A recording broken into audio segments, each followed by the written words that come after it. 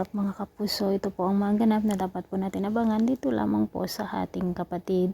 Nailigtas na nga po si Tyrone at kasalukuyan ang hinahanap ng mga pulis sa Angel, ngunit nakatakas ito mga kapuso. Samantala, naaawa naman si Belle dito kay Tyrone at sinabi nga niya ang naramdaman niya nung nawala ito. At dito na nga sasabihin kaya ni Malu na magkakambal silang dalawa kung kaya't ganon ang naramdaman.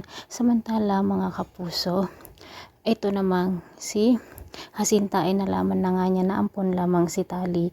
Samantala pumunta nga si Bia dito sa Flower Cafe at nag-iskandalo nga mga kapuso. Buti na lang na naig pa rin ang kabutihan sa puso ni Darius kung kaya't hindi niya ginawan ng masama si Tyrone.